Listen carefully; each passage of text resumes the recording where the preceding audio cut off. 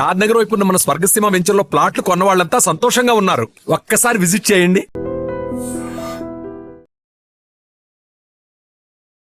తమిళనాడులో దారుణం జరిగింది. 10 ఏళ్ల బాలికపై అత్యాచారానికి పాల్పడ్డాడు ఓ కీచకుడు. బడికి నడుచుకుంటూ వెళ్తున్నటువంటి చిన్నారిని వెంబడించాడు.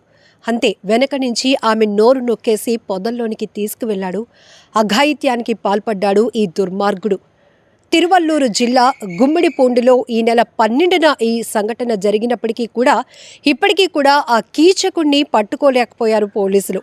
ఎంత దారుణాతి దారుణమైన ఘటన. రాష్ట్రం ఏదైనా కావచ్చు, ప్రాంతం ఏదైనా కావచ్చు, ఇలా చిన్నారులను బాల్యంలోనే చిదిమేస్తుంటే ఇక తల్లిదండ్రులు ఎలా భద్రత కల్పించగలుగుతారు? పిల్లలకి ఎలా బయటకు పంపించగలుగుతారు? వాళ్ళు చదువుకోవటానికి పంపించాలి అన్నా కూడా ఇప్పుడు ఒక రకమైన అభద్రతా భావం ప్రతి ఒక్కరిలో పెరుగుతోంది. ఎందుకంటే బయటకు వెళ్ళి వాళ్ళు చదువుకునే కన్నా ఇంట్లో సేఫ్గా ఉంటారు అనే స్థాయికి ఈ ఘోరమైన సంఘటనలు జరుగుతున్నాయి.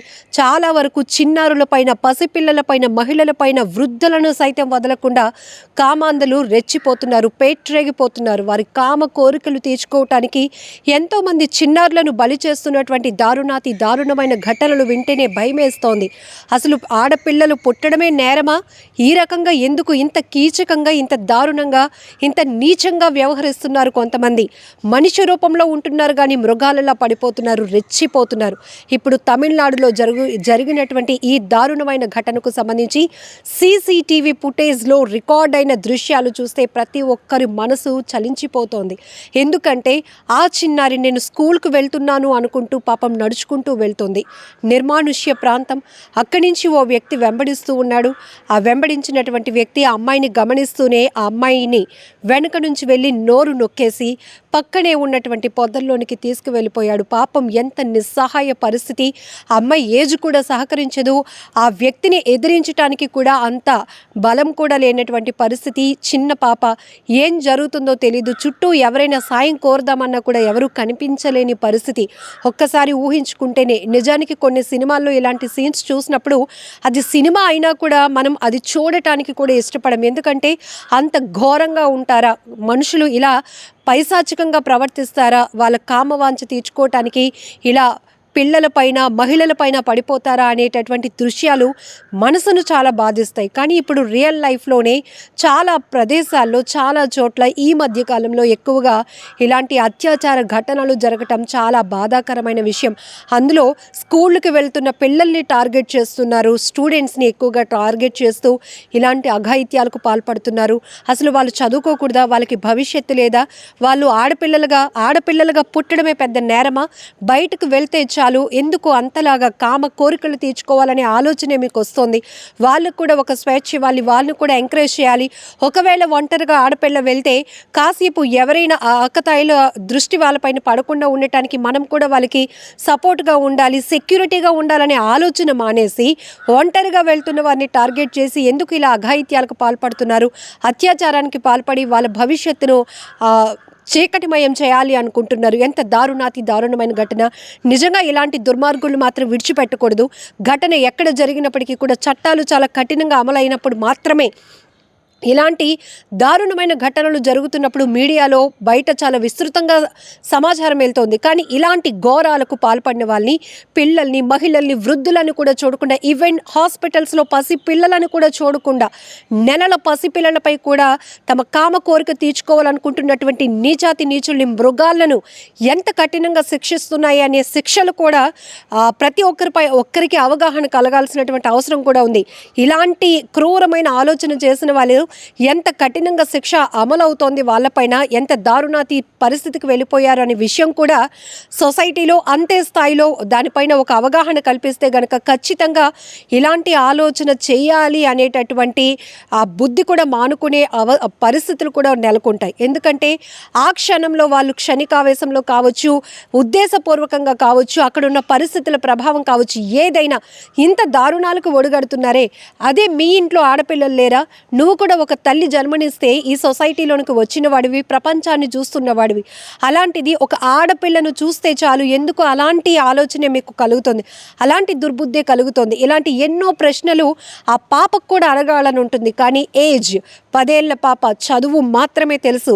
అమ్మా నాన్న నన్ను బాగా చదివించాలని, చదువుకోమని ఇంటి నుంచి స్కూల్కి పంపుతున్నారు. స్కూల్కి వెళ్ళాలి, అంతేగాని చుట్టుపక్కల పరిసర ప్రాంతాల్లో ఏం జరుగుతోంది, ఇంత భయంకరమైన మనుషులు మన చుట్టూ ఉంటారా, మనల్ని వెంబడిస్తారా అని కూడా తెలుసుకోలేనటువంటి పసితనం. 10 ఏళ్ల పాప అంటే ఏం తెలుసు ఆ పాపకి? ఎవరో వెనకాతల నాలానే నేను ఎలా స్కూల్కి వెళ్తున్నానో వారు ఎవరో నడుచుకుంటూ వెళ్తున్నారు అని అనుకుంటుంది తప్ప ఇతను నన్ను ఇబ్బంది పెట్టడానికి వస్తున్నాడు, నా జీవితాన్ని నాశనం చేయడానికి వస్తున్నాడు అని ఊహించి ఉండదు. ఈవెన్ మహిళలు కూడా మనం ఎన్నో రకాలుగా సోషల్ మీడియాలో ఎక్కడ ఎలాంటి ఘటనలు జరుగుతున్నా చాలా విస్తృతంగా మీడియాలో చూపిస్తున్నాం, తెలుసుకుంటున్నారు. కానీ మనం పసిగట్టలేనటువంటి పరిస్థితి ఉంటుంది. అప్పటి వరకు మనిషి రూపంలోనే ఉంటున్నారు కానీ మృగాలలా మారిపోతున్నారు. ఎంతోమందిని బలి తీసుకుంటున్నటువంటి విషయం చాలా ఆవేదన కలుగుతోంది. ఎందుకంటే ఆడపిల్లల కన్నా ప్రతి తల్లిదండ్రి ఈరోజు ఎంతగా భయపడాల్సిన పరిస్థితులు వస్తున్నాయి. ఈవెన్ సోషల్ మీడియాలో ఎక్కడ ఏ సంఘటన జరిగినా క్షణాల్లో బయటకు వస్తోంది. కొన్ని చోట్ల సీసీటీవీలో కూడా ఈ నేర ఘటనలు రికార్డ్ అవుతూ ఉండటం, లేకపోతే తల్లిదండ్రులు చాలా మాకు అన్యాయం జరిగింది, దీన్ని మనం దాచిపెట్టుకోకూడదు, భయపడిపోకూడదు అనుకొని న్యాయం కోసం ఆ నేరస్తుల్ని పట్టించడం కోసం తెగించి బయటకు వస్తున్నారు. పోలీస్ స్టేషన్స్ వరకు వెళ్తున్నారు. కాబట్టి చాలా ఘటనలు బయటకు వస్తున్నాయి, వెలుగు చూస్తున్నాయి. కొంతమందికి ఇమీడియట్గా న్యాయం జరుగుతుంది, ఇలాంటి నేరస్తుల్ని పట్టిస్తోంది. కానీ మరికొంతమంది ఇంకా ఎంతో అంటే ఎడ్యుకేటెడ్ అయినప్పటికీ కూడా ఇలాంటి ఘటనలు బయటకు వస్తే మన పరువు ఏమైపోతుందో, మనం పోలీస్ స్టేషన్ మెట్లెక్కితే మన పిల్ల భవిష్యత్తు ఏమైపోతుందో అని ఆలోచించి పిల్లల్ని అంటే బాధిత పిల్లల్ని బయటకు పంపకుండా వాళ్ళు రెస్ట్రిక్ట్ అయిపోయేటటువంటి పరిస్థితులు కనపడుతున్నాయి. అంటే ఈ కోణంలో ఆలోచించే వారి నుంచి ఎంతోమంది బాధితులు ఇళ్ళకే పరిమితం అయిపోతున్నారు, న్యాయం కోసం కూడా బయటకు రాలేనటువంటి పరిస్థితి. కానీ ఇప్పుడు ఈ ఘటనలో మాత్రం ఈ తల్లిదండ్రులు ఆ పాప కేకలు పెట్టినటువంటి తీరు గుండెలు పిండేస్తోంది. ఎందుకంటే ఎంత అన్యాయం జరిగింది. అసలు పసిపిల్లలపై ఏంట్రా బాబు మీ ప్రతాపం? ఇంత దారుణాతి దారుణాలకు ఒడిగడుతున్నారే, మీరెలా వచ్చారు? అసలు భూమిపైకి మీరు ఎలా రాగలిగారు? ఒక తల్లి సహాయమే కదా. ఒక తల్లి 9 నెలలు కని మోసి పెంచి ఎన్నో ఎఫర్ట్స్ పెట్టి వాళ్ళ కష్టాలు సుఖాలు కూడా మీకోసం సాక్రిఫైస్ చేస్తే ఈరోజు మీరు ఈ స్థాయిలో రోడ్డుపై నడవగలుగుతున్నారు. ఇవన్నీ మర్చిపోయి ఈవెన్ జంతువులకైనా కాస్త ఎఫెక్షన్ ఉంటుందేమో మనుషుల పట్ల. ఇప్పుడు సోషల్ మీడియాలో కూడా చూస్తున్నాం, యానిమల్స్ కూడా మనుషుల పట్ల హ్యూమన్స్తో ఉన్నటువంటి ఎమోషన్ టచ్ చూస్తున్నాం. కానీ మనుషుల్లో ఉంటున్నారు, మనుషుల రూపంలో తిరుగుతూ మానవ మృగాల్లాగా ప్రవర్తిస్తున్నారంటే మిమ్మల్ని ఏమనాలి? మీలాంటి వాళ్ళని శిక్షించడానికి ఇంకెంత కఠినమైన శిక్షలు అమల్లోనికి రావాలి అనేది ఇప్పుడు పెద్ద ఎత్తున ప్రశ్నలు కూడా వ్యక్తమవుతున్నాయి. ఎందుకంటే ప్రతి ఆడపిల్ల, ఎందుకంటే ఇక్కడ ప్రాంతం వదిలేయండి, ఆ పాప ఎవరు అని పక్కన పెట్టండి, కానీ ఒక పసి పాపని ఇలా చిదిమేస్తుంటే, పసి పిల్లలపైన ఎంత ప్రతాపం చూపిస్తూ వీళ్ళు చెలరేగిపోతుంటే, అత్యాచారాలకు పాల్పడుతుంటే మరి భద్రత ఎక్కడ? ఏ రాష్ట్రమైనా కావచ్చు, ఏ ప్రభుత్వాలైనా కావచ్చు, దీనిపైన పెద్ద ఎత్తున ఫోకస్ చేయాల్సిన అవసరం మాత్రం ఖచ్చితంగా ఉంది. సో ఈ ఘటనపై మీరేమంటారు? చట్టాలు ఇంకా ఎలా కఠినంగా అమలు అవ్వాలి? ఇలాంటి క్రూరమైనటువంటి మృగాలను ఎలా కఠినంగా శిక్షిస్తే బాగుంటుంది అని అనుకుంటున్నారో కామెంట్లో తెలియజేయండి.